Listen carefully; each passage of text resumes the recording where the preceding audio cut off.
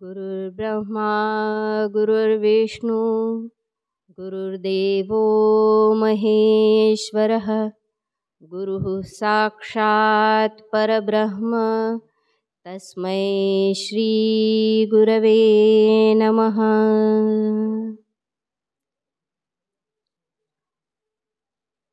अनपेक्ष शुचिर्दक्ष उदासीनो गतव्यतः सर्वारंभ परित्यागी यो मद्भक्तः समे प्रियः। सद्विचार बोधाय मायामद विनाशिने पूज्य गुरु आशुतोषाय नमो हृदा नमो सदा नमो हृदा नमो सदा।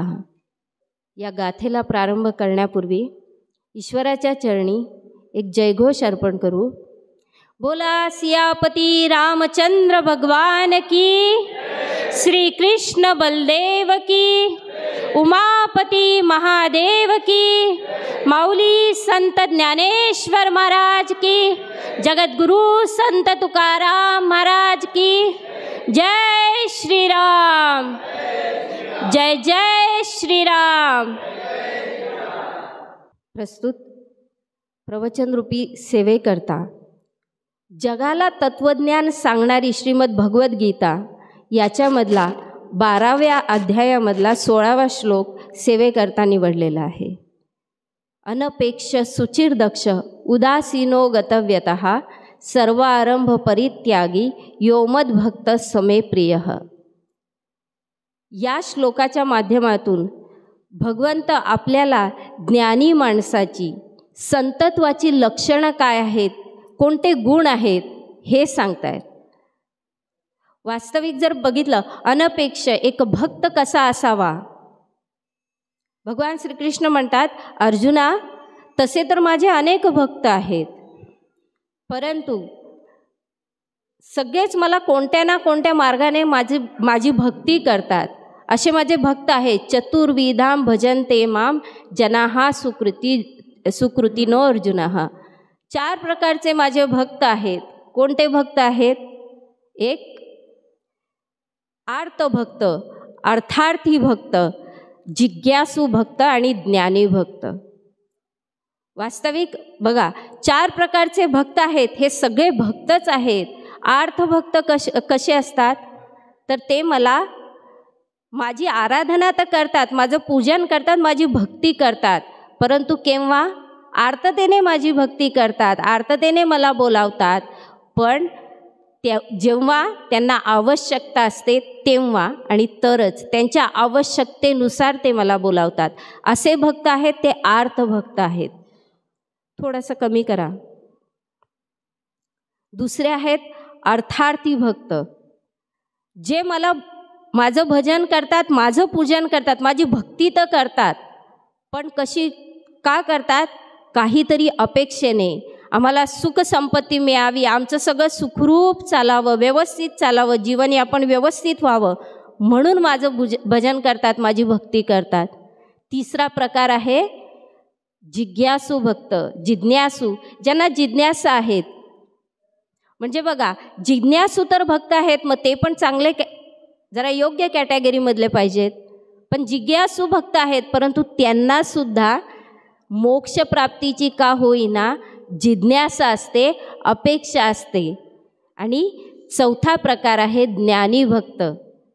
असे ज्ञानी भक्त कोण आहेत की जे कोणत्याच अपेक्षेने, कसलीच अपेक्षा नाही, अपेक्षा रहित होऊन केवळ आणि केवळ माझ्यावर प्रेम करण्यासाठी, माझ्यावरती प्रेम असल्या कारणाने जे माझी भक्ती करतात, माझ्याशी जुळतात, असे भक्त ज्ञानी आहेत। अर्जुना हे 4ही आहेत तर माझे भक्तच आहेत सगळे, कारण भगवंत त्याच्या आत्म्यांना त्याच्यापासून पृथक समजतच नाही। हे 4ही माझे भक्त आहेत, परंतु ज्ञानी तो मम आत्मा, हा जो ज्ञानी भक्त आहे ना तो माझा आत्मा आहे साक्षात। आणि एवढंच काय तर त्याच्यावरून मी जीवसुद्धा ओवाळून टाकेल, तो इतका मला प्रिय आहे। यो मद्भक्त समे प्रियः।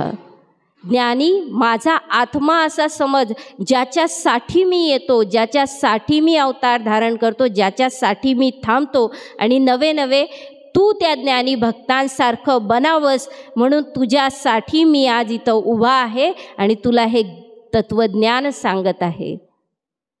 मग हे जे भक्त आहेत, हे चारही माझे भक्त आहेत, कोणत्या ना कोणत्या तरी मार्गाने माझी भक्ती करतात, परंतु ज्ञानी भक्ती बनायचं आहे. मग ज्ञानी कसं बनायचं, त्या संतत्वाला प्राप्त कसं करायचं, त्यासाठी कोणत्या लक्षणाने तू युक्त असला पाहिजे हे सांगण्यासाठी या श्लोकामध्ये भगवान श्रीकृष्ण अर्जुनाला सांगतात, या ज्ञानी भक्तांची लक्षणं कोणती पाहिजेत, तर जी 5 लक्षणं आहेत ती सांगतात. अनपेक्ष, सुचिरदक्ष, उदासीनो गतव्यता. माझा भक्त कसा असला पाहिजे, अनपेक्ष असला पाहिजे, त्याला फार कसली अपेक्षा नसली पाहिजे. माझी भक्ती करण्यासाठी कोणती तरी अपेक्षा ठेवून तो भक्ती करेल तर असा तो भक्त नसतो. जो ज्ञानी भक्त असतो, जो माझ्या प्रेमापोटी माझी भक्ती करतो, तो तसा भक्त नसतो, त्याला कोणती अपेक्षा नसते. सुचिरदक्ष, बघा बरं, सुचिरदक्ष जो पवित्र असतो, ज्याचं मन अंतर्बाह्य निर्मळ असतं, पवित्र असतं, म्हणजे आंतरिक शुद्धता, आंतरिक पावित्र्यपणा पण असतो आणि बाह्य पावित्र्यपणासुद्धा राखतो. याचाच अर्थ क्लिअर कॅरेक्टर, अर्थात त्याचं कॅरेक्टर अगदी क्लिअर असतं, त्याच्यामध्ये काहीच, एवढंच काय, पण आपल्या एखाद्या कृतीमुळे, आपल्या एखाद्या कर्मामुळे समाजामध्ये चुकीचा आदर्श स्थापित होऊ नये याची सुद्धा ते काळजी घेतात. असा माझा भक्त असतो सुचिरदक्ष. पुढे सांगतात उदासीन असतो. जे काही कोणतेही कार्य करायचं, एखाद्या गोष्टीचं फळ मिळण्याच्या बाबतीत, एखादं कार्य करायचं आहे, चांगलं कार्य करायचं आहे, त्याच्यासाठी तो फळाची अपेक्षा करत नाही, त्याच्या बाबतीत तो उदासीन असतो.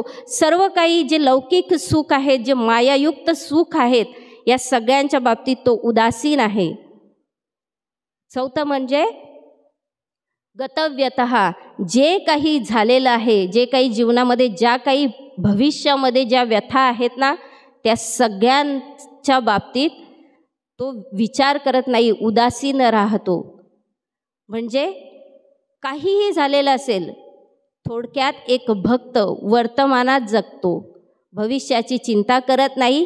भूतकाळामध्ये काय झालेलं आहे, कोणत्या व्यथांना मी सामोरं गेलेलो आहे, याचाही दुःखाला गुरफटून बसत नाही, असा भक्त असतो. गतव्यता, ज्या काही व्यथा जीवनामध्ये घडून गेल्यात त्याचा विचार न करता आत्ताच्या क्षणी मला माझा श्वास माझ्या ईश्वरामध्ये समर्पित करायचा आहे, ही भावना त्याच्या मनात असते.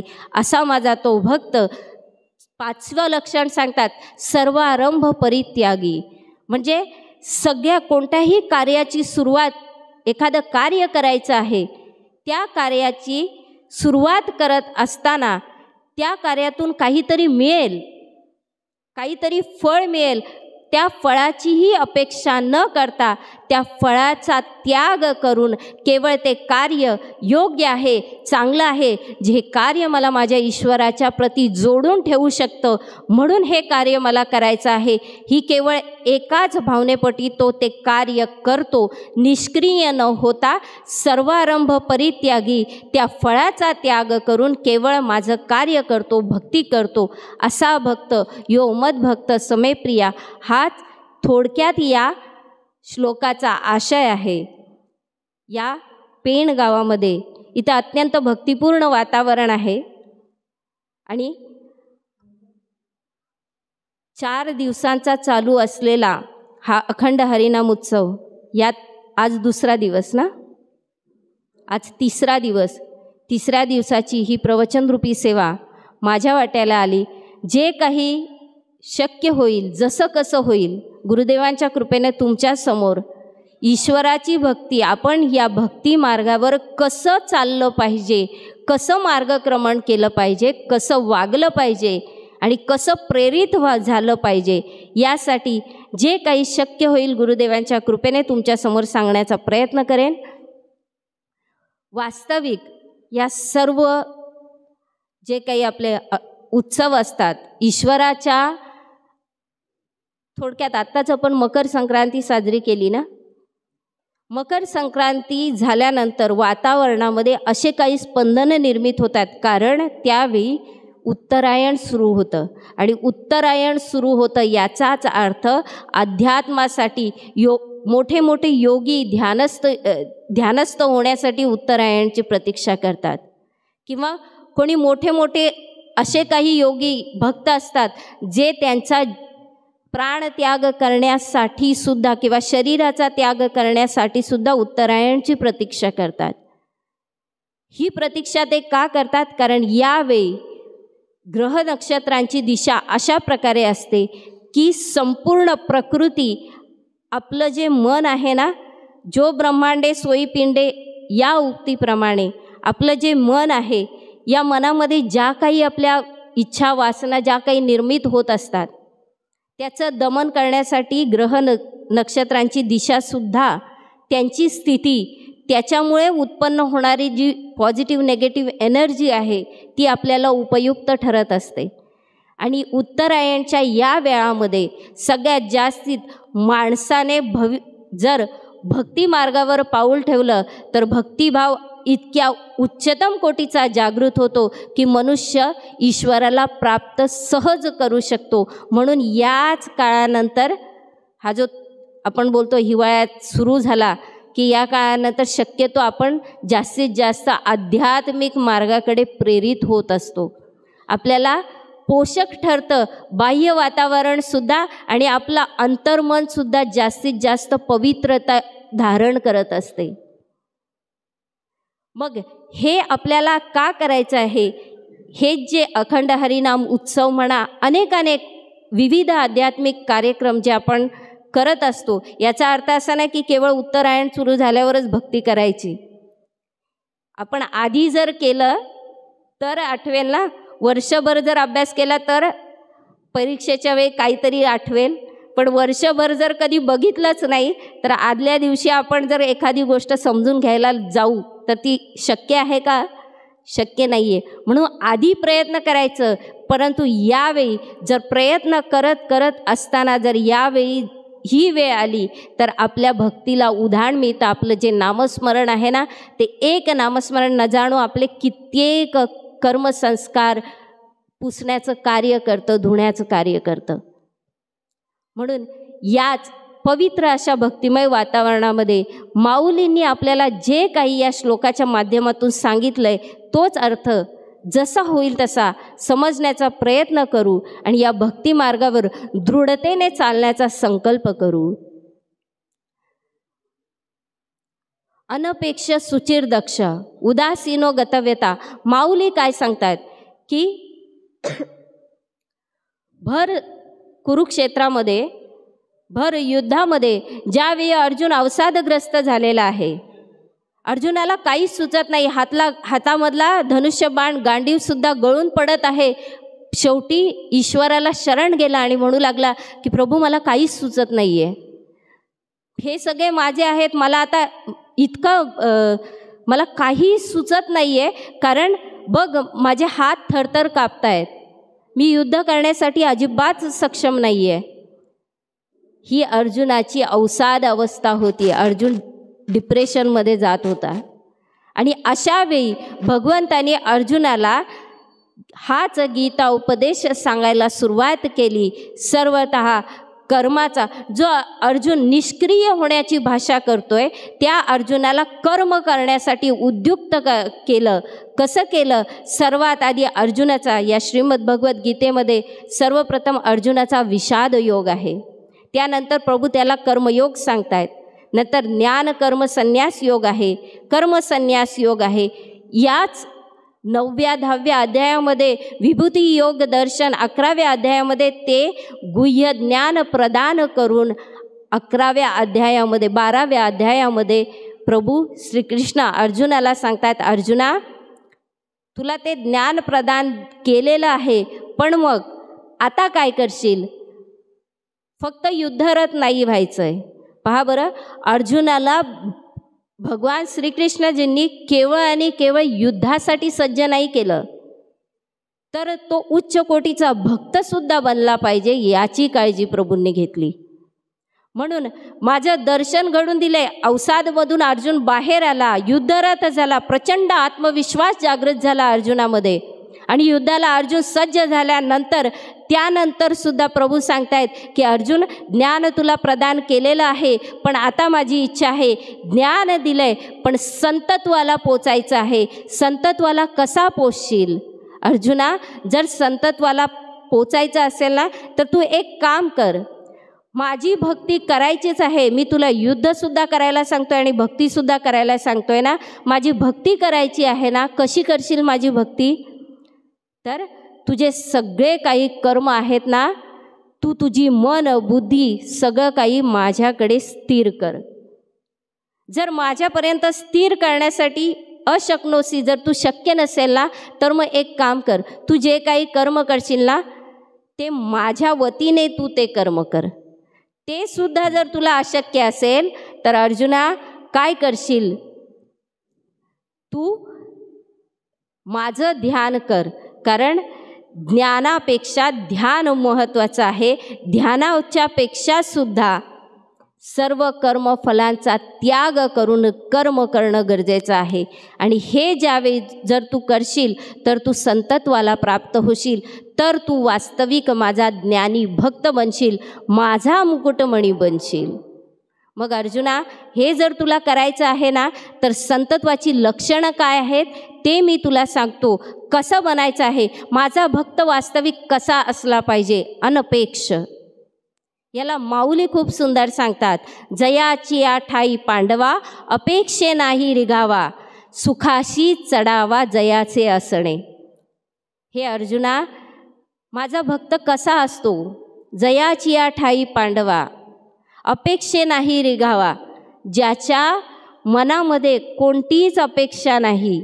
आणि एवढंच काय की ज्याचे असणं, ज्याच्या येण्याने लोकांच्या भक्तिभावाला उधाण मिळतं, ज्यांना लोकांना सुख प्रदान करतो, असा माझा तो भक्त असतो. श्रीमद भागवत महापुराणमध्ये वर्णित आहे, ज्यावेळी मृत्यूच्या भयाने आशंकित झालेला राजा परीक्षित होता, परंतु सर्व ऋषीमुनीसुद्धा राजा परीक्षितच्या बाजूला बसून त्याचं सांत्वन करत होते. परंतु ज्यावेळी तिथे श्री शुकदेव मुनी महाराजांचं आगमन होतं त्यावेळी राजा परीक्षित समवेत सर्व ऋषीमुनी अत्यंत आनंदित होतात. 88,000 शौनकादी ऋषीवर नैमिषारण्यामध्ये बसलेले आहेत. पण ज्यावेळी सूतजी महोदयजींचं, सूतजी महाराजांचं जिथे आगमन होतं त्यावेळी अत्यंत आनंदित होतात आणि त्यांच्या भक्तिभावाला उधाण येतं. हर्षोल्लासित होऊन ते म्हणतात की आता आमच्या मनातल्या सगळ्या शंका दूर होतील. जे काही आध्यात्मिक प्रश्न आहेत त्या सर्व प्रश्नांचं, त्या सर्वांचं समाधान आता मिळेल. हा आनंद ज्यावेळी माझा एक ज्ञानी भक्त कोणत्याही ठिकाणी गेला तर तिथे केवळ आणि केवळ सुख प्रदान करतो. दुःखाने ग्रसित झालेली भक्तिदेवी होती, परंतु ज्यावेळी तिथे नारदजींचं आगमन झालं, भक्तिदेवी स्वतः तिथे जाऊन प्रार्थना करते आणि म्हणते, भो भो साधो क्षणम तिष्ठ मश्चिंतामपि नाशय, दर्शनम तव लोकस्य सर्व थाग हरम परम. हे साधू क्षणभर थांबा कारण आणि माझ्या चिंतेचं निवारण करा. तुम्हाला पाहिल्यानंतर मला एक समाधान मिळतंय की आता माझ्या चिंतेचं हरण होईल, माझी चिंता दूर होईल. कारण केवळ तुमच्यासारख्या भक्तांचं केवळ दर्शन घडल्यानेच सर्व थाग हरम परम, सगळ्या दुःखांचा नाश होतो आणि केवळ सुख नांदतं. हेच माऊली सांगतात, सुखासी चढावा जयासे असणे. जिथे माझा भक्त आहे, जिथे माझा ज्ञानी भक्त आहे ना, तिथे लोकांना सुख प्रदान करतो, लोकांना दुःख नाही देत. म्हणून जर आपण आपल्यामुळे लोकांना दुःख होत असेल तर विचार करावा की आपण ईश्वराचे भक्त आहोत की अभक्त आहोत. पुढे म्हणतात, मोक्ष देऊनी उदार, काशी हो यकीर, परी वेचे शरीर तिये गावी. संत किती कृपाळू असतात हे सांगण्यासाठी माऊली म्हणतात की वास्तविक मनुष्याचा उद्देश काय असतो? आपल्या सगळ्यांचा मनुष्य देह मिळाला, आपल्या सगळ्यांचा अज्ञानामुळे आपल्याला समजत नाही, परंतु सगळ्यांना अपेक्षा हीच आहे. मी जो एक प्रश्न विचारेल, जर उत्तर खरं असेल तर सगळ्यांनी हात वर करा. मला सांगा, पैसा पण आपण कमवतो, परंतु एकच गोष्ट सांगा, तो पैसा पण आपण का कमवतो? कारण कुठे ना कुठेतरी असं वाटतं मी सुखरूप असावा, वाटतं की नाही? मला काही त्रास होऊ नये, मला यातना होऊ नये. कारण आपण ना खूप जन्माजन्मांपासून भटकत आलेलो आत्मा आहोत. इतक्या जन्मांपासून भटकून आलेलो आहोत ना, 184 योनीचा फेरा, मग मनुष्य जन्माचा वारा लागे. हा ईश्वरन कबहू क करी करुणा नरदेही, देत ईस बिन हेतू सनेही. कधीतरी ईश्वराने कृपा केली आणि 84 लक्ष योनींमध्ये भटकत असलेला हा जो जीव आहे त्याच्यावर कृपा करून त्याला त्याच्या मुक्तीचा मार्ग सांगण्यासाठी सहजच हा मनुष्यरूपी देह दिला. आणि हा देह दिल्यानंतर काय, प्रत्येक मनुष्याची एकच अपेक्षा असते की माझा मृत्यू सुखकर व्हावा. कारण इथे आलेला प्रत्येक जण मरणार तर आहेच. असं कोणी आहे जो इथे कायम असणार आहे कल्पांपर्यंत? तुमचं काय, मला माझंच माहीत नाही. इथे कोणालाच कोणी असं नाही की इथे अमर आहे. इथे प्रत्येक जण, हा या लोकालाच मृत्यू लोक म्हणतात, इथे प्रत्येक जण मृत्यू पावणारच आहे, परंतु मृत्यू शरीराचा होणार आहे. अर्थात आपल्याला काय वाटतं, आत्म्याने या ज्या साधी सोपी गोष्ट आहे, आपण ज्या घरात राहतो, आपण ज्या घरात राहतो ते घर 10 ठिकाणी फुटलेलं असेल, कुठे ना कुठेतरी ते डॅमेज असेल, आपल्याला काय वाटतं? ते डॅमेज व्हावं, नाही व्हावं, है ना, ते चांगलं राहावं, ते व्यवस्थित राहावं. अगदी आत्म्याला सुद्धा हाच लोभ चिकटलेला असतो की आपण ज्या घरात राहतोय, आत्मा या शरीराचा, या घराचा आश्रय घेऊन राहतोय. आपण ज्या घरात राहतोय ना, त्या घराचा इतका मोह झालाय की त्याला कोणतीही क्षती होऊ नये, ते जसं आहे तसं नीटनेटकं व्यवस्थित राहावं. आणि जेव्हा आत्मा या शरीराचा त्याग करेल तेव्हा काय होतील? यातना होऊ नये या देहाला. यातना आत्म्याला होतात का? वास्तविक यातना आत्म्याला होतात का शरीराला होतात? तुम्हाला थोडंसं काहीतरी लागलं तर यातना कुठे होतात? शरीराला. आत्म्याला होतात का? आत्म्याला होतच नाही. परंतु अज्ञानतेपोटी आपण या शरीरालाच आपण मानलंय, त्यामुळे होतं. परंतु काय होतं, आत्म्याला, प्रत्येक जीवात्म्याची एकच इच्छा असते, या शरीरापासून ज्यावेळी माझे श्वास संपतील, या शरीराचा मी त्याग करेल, त्यावेळी हे शरीर नीटनेटकं असावं. अर्थात मला मृत्यू येताना सुखकर पद्धतीचं यातनारहित मृत्यू यावा, हीच प्रत्येक मनुष्याची वास्तविक अपेक्षा असते. हो की नाही? हात वर करा. बरोबर की नाही? सगळ्यांना वाटतं असं? मग हेच अपेक्षा असते. सगळ्यांना असं वाटतं, बरं आत्म्याने या शरीराचा त्याग केल्यानंतर जायचं कुठे? हे कोणालाच माहीत नाही. हेच आपल्याला संत महापुरुष सांगतात की म्हणतात, वास्तविक काय, प्रत्येक आत्म्याला वाटतं मी सहजपणे त्याग, अर्थात मला मुक्ती मिळावी, म्हणजे या शरीरापासून मी सहज मला दूर होता यावं जेव्हा माझी वेळ येईल तेव्हा.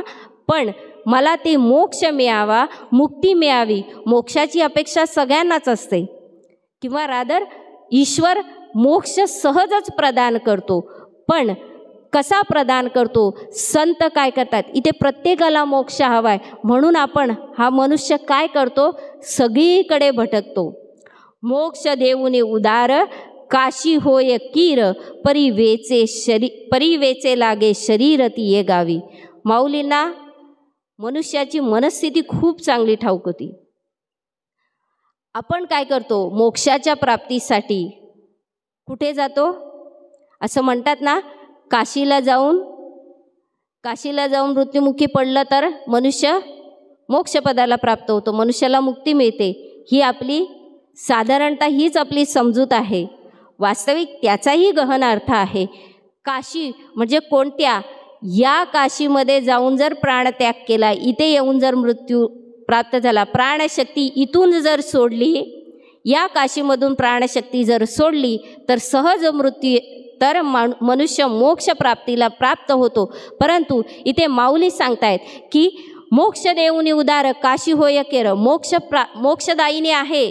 काशीला जाऊन जर मृत्युमुखी मनुष्याला मृत्यू आला तर मोक्ष प्रदान करते काशी.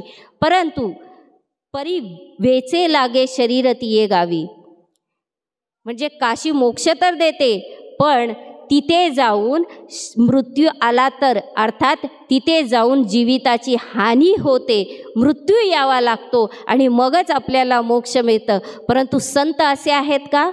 संत असे नाही आहेत. संत मनुष्याला काशीला जाण्याची सुद्धा जीविताची हानी,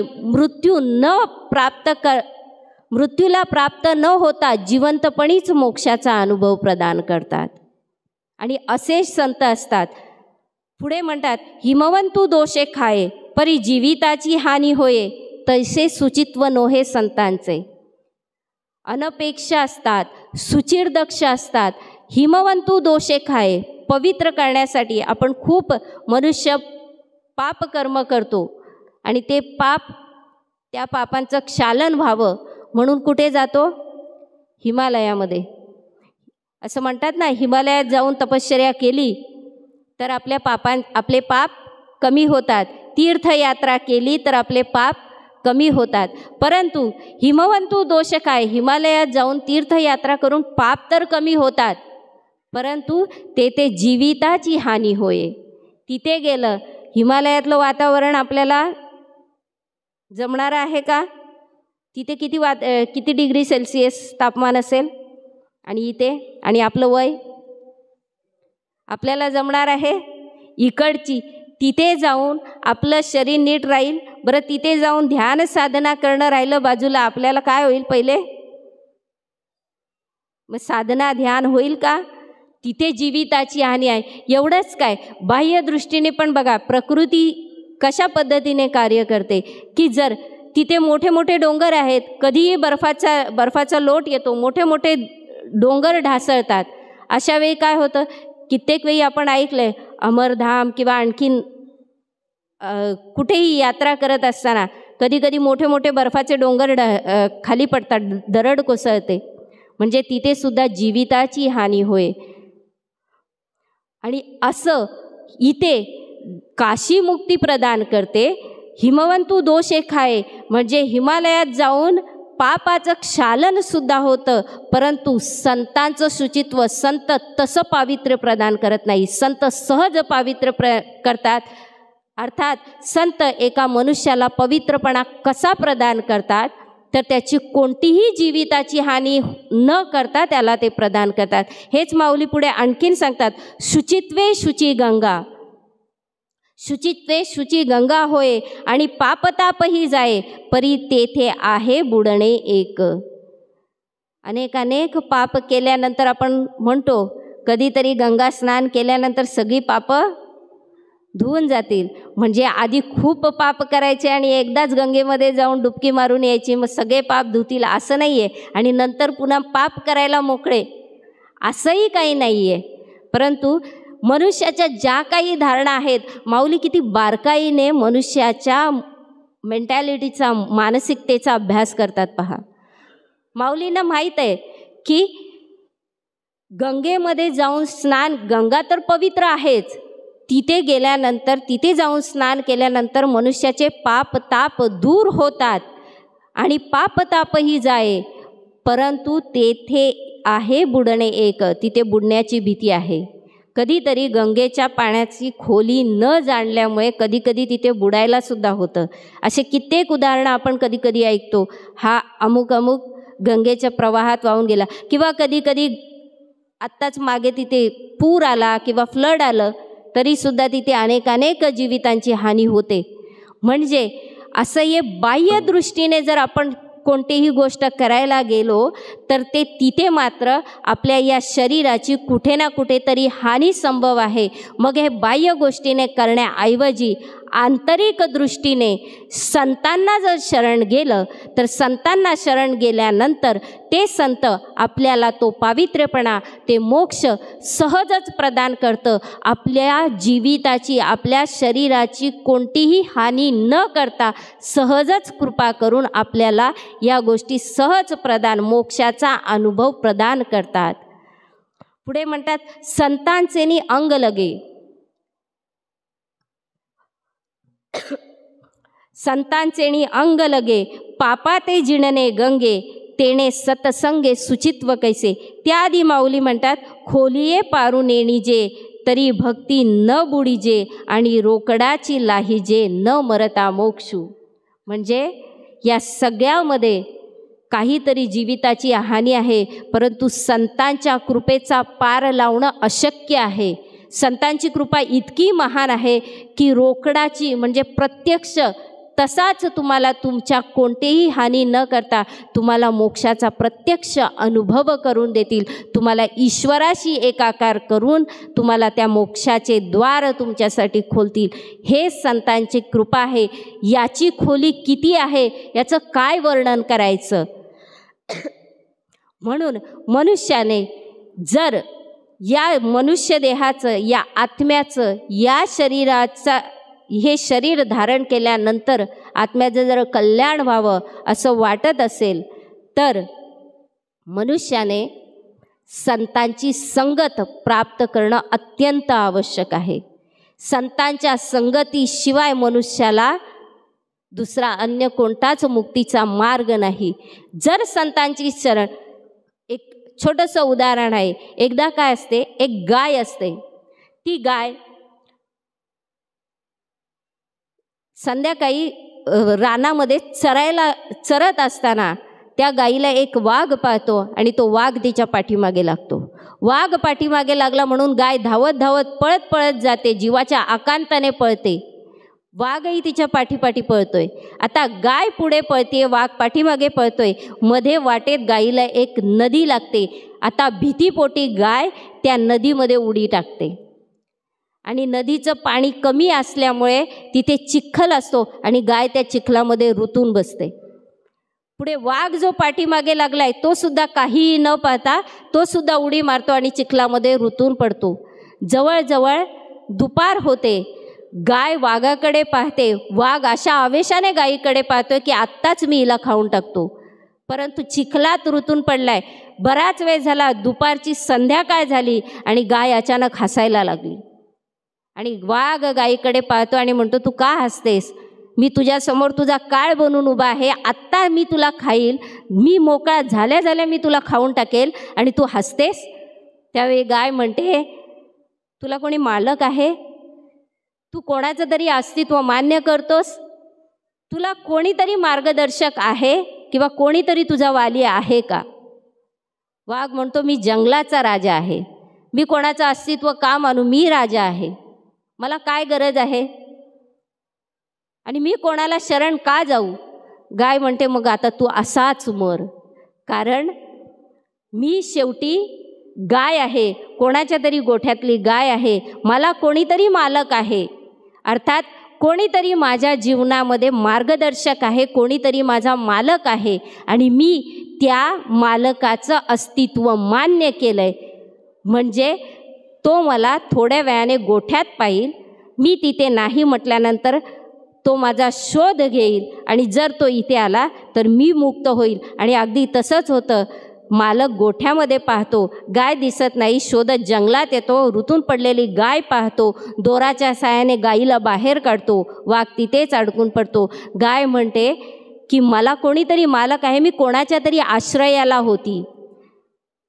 अगदी याचप्रमाणे याच रूपकाचा आधार घेऊन मनुष्याने हा विचार केला पाहिजे, ही जी मनुष्यरूपी गाय आहे ना, हिने त्या सर्व शक्तिमान ईश्वराचं अस्तित्व मान्य करून संतांच्या आश्रयाला जाणं आवश्यक आहे. जर संतांचा आश्रय, संतांची संगती प्राप्त केली तर आलेल्या प्रत्येक संकटांमधून या भवसागरामध्ये, त्या चिखलरूपी भवसागरामधून सहज संत किंवा गुरु आपल्याला ईश्वरापर्यंतचं, जर ईश्वराचं अस्तित्व मान्य केलेलं असेल तर आपले संत आपल्याला त्या भवसागरामधून सहज मुक्त करतील, मोक्ष प्राप्ती करून देतील. म्हणून ह्या आध्यात्मिक मार्गावर चालत असताना आपण संतांना शरणागत होणं, संतांनी जे सांगितलंय त्यानुसार आचरण करणं आणि त्या संतांचा आश्रय घेणं अत्यंत आवश्यक आहे.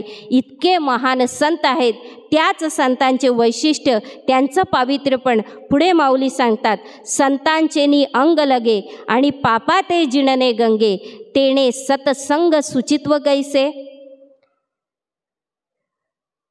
सर्व तीर्थक्षेत्र मनुष्याचे पापक्षालन करतात, मनुष्यांचे पाप धुतले जातात तिथे. परंतु त्या तीर्थक्षेत्रांचं पाप जर धुण्याचं काम कोणी करत असेल तर ते संत संगती आहे. कठोपनिषदमध्ये पुंडलिक रायांची एक गोष्ट येते की भक्त पुंडलिक, ज्याने पांडुरंगाला विटेवर उभं केलं, ठाऊक आहे ना? अच्छा. भक्त पुंडलिक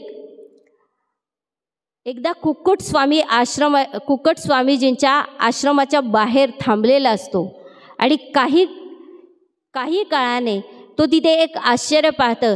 3 काळ्या कुट्ट झालेल्या अशा स्त्रिया, ज्या वर्णाने अत्यंत काळ्या कुट्ट आहेत, अशा स्त्रिया बाहेरून येतात आणि कुक्कुट स्वामीजींच्या आश्रमामध्ये जातात.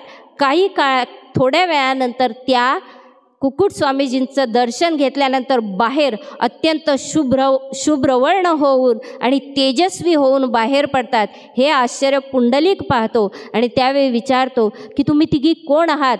जाताना तुम्हाला पाहिलं, तुम्ही अत्यंत काळ्या कुट्ट होतात, परंतु आता एवढ्या तेजपुंज होऊन, एवढ्या स्वच्छ होऊन तुम्ही बाहेर आलात, कोण आहात? त्यावेळी त्या 3ही देवी म्हणतात, आम्ही तिघी म्हणजे गंगा, यमुना आणि सरस्वती, या 3 नद्या आहोत. जगताची पापं आम्ही धुतो, परंतु आम्हाला जर स्वच्छ व्हायचं असेल, आम्हाला पवित्र व्हायचं असेल, जगाची पापं, जगाचा अपवित्रपणा आम्ही आमच्या अंगावर जो ओढवून घेऊन जेव्हा आम्ही मलिन होतो, त्यावेळी जर आम्हाला पवित्र व्हायचं असेल तर आम्ही संतांच्या दर्शनानेच पवित्र होतो. हा संतांच्या दर्शनाचा, हा संतांच्या पावित्र्याचा महिमा आहे. असं संतांचं सुचित्व आहे, असं संतांचं पावित्र्यपण आहे. पावित्र, सुचिरदक्ष, किती स्वच्छ आणि किती पवित्र असतात संत, हे सांगितल्यानंतर माऊली सांगतात, संत उदासीन कसे असतात. म्हणून असो जो ऐसा सुचित्रे तीर्था कुवसा, जेणे उल्लंघविले दिशा मनोमळ. अर्थात असा जो पवित्र असा संत आहे, जो कुवसा अर्थात ज्याच्या ठिकाणी पावित्र्यपणाचं इतकं भांडार आहे की तो कोणत्याच जगताला पवित्र करणारे संत, जे जगताला पवित्र करणाऱ्या ज्या नद्या आहेत किंवा जगताचं अपवित्रपणा स्वीकार करणाऱ्या ज्या नद्या आहेत, त्यांना त्या पावित्र्य प्रदान करण्यासाठी संतांना शरण जावं लागतं. अशा पद्धतीचे संत इतके महान आहेत. आणि एवढंच काय, त्या ते संत मलिन होतात का? तर नाही होत. कारण आपल्या ध्यानाने, आपल्या भक्तियोगाच्या साहाय्याने त्यांचे मनोमळ अर्थात या मनाचे 3 दोष आहेत. एक मल, विक्षेप आणि आवरण. मल म्हणजे पूर्वजन्मीच्या आपण काहीतरी ज्या आपल्या अतृप्त असलेल्या ज्या वासना आहेत, त्या या जन्मीसुद्धा कधी ना कधीतरी वासना डोकं वर काढतात. बरोबर की नाही? समजते ना सगळ्यांना? पूर्वजन्मीच्या ज्या काही वासना आपल्या आहेत, त्या या जन्मामध्ये कधी ना कधीतरी भक्तिमार्गात अडथळा बनण्यासाठी त्या वासना आड येत असतात. ते मळ आहे. दुसरं म्हणजे विक्षेप, हा मनाचा दोष आहे. विक्षेप म्हणजे मनाची चंचलता. भक्ती मार्गामध्ये दृढतेने चालत असू तर मन चंचल होऊन पुन्हा पुन्हा वासनेकडे धाव घेतं. ही मनाची चंचलता आहे. भक्ती मार्गापासून आपल्याला पृथक करण्यासाठी मन प्रयत्न करतं. आणि चौथं म्हणजे आवरण. आवरण म्हणजे काय की अज्ञानतेचं आवरण. वास्तविक हा आत्मा ईश्वर स्वरूपच आहे, परंतु अज्ञानतेचं आवरण असल्यामुळे आपल्यामध्ये भेदबुद्धी असते. आपण आपल्याला आणि ईश्वराला वेगवेगळं मानतो. आपण ईश्वर स्वरूप आहोत याची जाणीव नसल्यामुळे हे जे तीन दोष आहेत. संत कसे असतात तर संत हे तिन्ही दोषांरहित असतात. या तीनही दोषांना दूर केलेले संत असतात. असे जे संत आहेत ते आत बाहेरू किती उदासीन असतात तर आत बाहेरू चोखाळू जैसा सूर्य उजाळू तैसा तत्वार्थीचा पायाळू देखना जो. की आत आणि बाहेर निर्मळ असतात. मला सांगा, सूर्याला कधी कोणते किटाणू स्पर्श करतील का की जळतील? आपल्या भूतलावर जर कोणते विषाणू किटाणू काही असतील, सूर्याच्या प्रखर तेजाने ते राहतात का? आपले मलिन झालेले वस्त्रसुद्धा आपण सूर्यप्रकाशात वाळत घातलो तर ते निर्मळ होतात ना. म्हणजे तसेच संत कसे असतात, सूर्यासारखे स्वयंप्रकाशितही असतात आणि अंतर्बाह्य निर्मळ असतात. आतही निर्मळ आणि बाहेरूनही निर्मळ असणारे असे संत आहेत. आणि ते कसे असतात? तत्वार्थीचा पायाळू देखणा जो. अर्थात जर पाहिलं, जे पायाळू व्यक्ती असते त्याच्या वीज आकर्षित होत नाही असं आपली एक धारणा आहे म्हणण्यापेक्षा ते खरोखर सायन्स आहे. वास्तविक त्याच्या थोडंसं सांगते. पायाळू जी व्यक्ती असते ना तिची एनर्जी जास्तीत जास्त आहे ना पायांकडे सर्क्युलेशन होत असतं. पायांकडे जास्तीत जास्त पॉझिटिव्ह एनर्जी सर्क्युलेट होत असते. म्हणून त्या व्यक्तीच्या पायामध्ये सगळ्यात जास्त ताकद असते असं म्हटलं जातं. किंवा वीज जर असेल तर ती आकर्षित होत नाही. का आकर्षित होत नाही? कारण ती व्यक्ती पायाळू आहे असं आपण म्हणतो. थोडंसं समजून घेऊ. जेव्हा आपण आपल्या घराला किंवा कुठेही पूर्ण इलेक्ट्रिसिटी जेव्हा बनवतो त्यावेळी तिथे विद्युत तरंगाचं आपण खाली एक अर्थिंगला लाईन टाकतो, बरोबर की नाही? का? कारण बाहेरून जर वीज आली, कधी जर वीज पडली तर आपल्या घराला कोणती क्षती होऊ नये म्हणून अर्थिंगची लाईन असते. आता हीच अर्थिंगची ती जी पॉवर असते ना ती त्या पायाळू व्यक्तीमध्ये विद्यमान असते, म्हणून त्याच्या अंगावर कधी वीज पडत नाही. हे त्यामागचं सायन्स आहे. सगळं जग एका एनर्जीवर चालतंय आणि तीच एनर्जी जो ब्रह्मांडे सोयी पिंडे आहेच आहे. या मागचा कारणसुद्धा तो आहे. आता माऊली याच्या मागे आध्यात्मिक रहस्य असं सांगतात, तत्वार्थीचा पायाळू देखणा जो. म्हणजे जे तत्वस्वरूपाचं ज्ञान आहे ते त्या ज्ञानी भक्ताच्या ठिकाणी अशा पद्धतीचं असतं की मायारूपी वीज त्याच्यावर मायारूपी वीज आकर्षित न होता कधीच त्या तत्वस्वरूपाचा जो ठेवा आहे त्याला कोणत्याच प्रकारची क्षती पोचत नाही. अशा पद्धतीचा तो संत आहे. पुढे संत किती उदासीन असतात. व्यापक आणि उदास जैसे का आकाश तैसे तयाचे मानस सर्वत्र गा. अर्थात संत व्यापक आहेत. हरी दिसे जनीवनी आत्मतत्वी. संत व्यापक असे आहेत. म्हणजे त्यांना माहिती आहे जे तत्वस्वरूपाने त्यांनी जे जाणलेलं आहे तितकेच व्यापक ते संत आहेत. आणि इतके उदासीन आहेत की स्वतःच्या देहाप्रती उदासीन आहेत. का? कारण माहीत आहे जो आत बाहेर सगळ्या कणाकणामध्ये जो भरलेला ईश्वर आहे तो तत्वाने सुद्धा माझ्यामध्ये विद्यमान आहे. ही अवस्था स्वामी विवेकानंदजींची झाली होती. एकदा जंगलामध्ये जात असताना स्वामी विवेकानंदजींच्या समोर वाघ येतो आणि वाघ आल्यानंतर स्वामी विवेकानंदजींच्या मनामध्ये असं येतं की जर हा देह नष्ट होऊन याच्यामधला नारायण जर सुखावणार असेल तर हा देह नष्ट झाला तर काय फरक आहे? शेवटी त्या व्याघ्राची, त्या वाघाची सुद्धा बुद्धी अशी पालटली, त्या वाघाने काहीच क्षती केली नाही. जर याच्यामधला ईश्वर रूपी आत्म्याला बाहेर काढून याच्या शरीराचा नाश मी का करावा? ही व्यापक वृत्ती, ही उदासीन वृत्ती संतांची होते. का? कारण तत्वस्वरूपाने सर्व जगाला ते पाहतात. आणि असा जो संत आहे, जो व्यापक आहे, नैराश्याने नटलेला, म्हणजे माया आकर्षित सर्व पदार्थाने ज्याच्यापासून तो उदासीन आहे, त्याला या माया आकर्षित कोणत्याच गोष्टीची काहीच आवश्यकता नाही, कोणत्याच वस्तूचा मोह नाही, असा तो जो संत आहे तो अगदी नैराश्याने नटलेला आहे.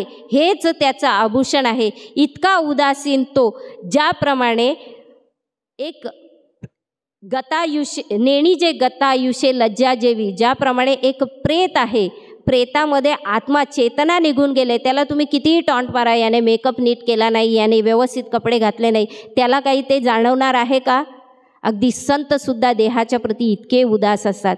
हे माऊली सांगतात. माऊली पुढे म्हणतात की सर्व आरंभ परित्यागी, अर्थात या असे भक्त कोणतंही कार्य करताना, ईश्वराचं कार्य करत असताना सर्व कर्म मला समर्पित होऊन करतात आणि त्याच्या फलाचा त्याग करतात. असे ते जे भक्त असतात, यो मद भक्त समे प्रिय, अर्थात असे भक्त मला इतके प्रिय असतात की तयाचे आम्हा व्यसन, आमुचे ते निज ध्यान, किंबहुना समाधान ते मिळते. अर्थात अशा भक्तांचं, हे अर्जुना, अशा भक्तांचं आम्हाला व्यसन असतं. अशा भक्तांनी माझ्याजवळ यावं, माझं भजन करावं, माझी भक्ती करावी. हे मला वाटतं एवढंच काय, तर माझे भक्त माझं ध्यान जेवढं करत नसतील तेवढं मी माझ्या भक्तांचं ध्यान करतो, जर असे भक्त माझे असतील तर. आणि त्या लागी मज रूपा येणे, तयाचे मज येथ असणे, तया लोण की जे जीवे प्राणे, ऐसा पडिये. हे अर्जुन, असे भक्त मला एवढे प्रिय आहेत ना की त्यांच्यामुळेच मी इथे असतो आणि त्यांच्यामुळेच मी अवताराला येतो. त्यांच्यासाठीच परित्राणाय साधूनाम विनाशाय च दुष्कृताम, केवळ आणि केवळ दुष्टजनांचा नाश करण्यासाठी मी येत नाही, तर माझ्या भक्तांना आनंद प्रदान करण्यासाठी वास्तविक मी अवतार धारण करतो. जो मी मायातीत आहे, तो मी मायेचं सोंग धरून तुझ्यासमोर, माझ्या भक्तांसमोर अवतीर्ण होतो. त्यांच्यासाठीच मी मृत्यूलोकात येतो आणि अशा या भक्तांवर मी माझा जीव की प्राणसुद्धा ओवाळून टाकायला तयार आहेत. असे माझे जे भक्त आहेत, अशा संतत्वाला तुला प्राप्त करायचं आहे अर्जुना.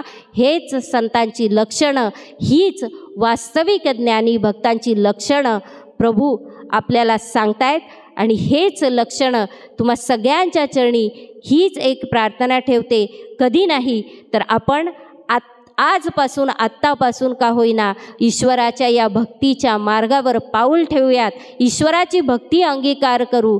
त्याचप्रमाणे ज्ञानी भक्त, अर्थात कोणतीही अपेक्षा रहित, ही जी काही लक्षणं सांगितलेत, या लक्षणांनी युक्त होण्याचा प्रयत्न करू. एक मार्ग, एक पाऊल तुम्ही ईश्वराच्या मार्गावर टाका, हजारो पाऊल तो तुमच्यापर्यंत टाकायला तयार आहे.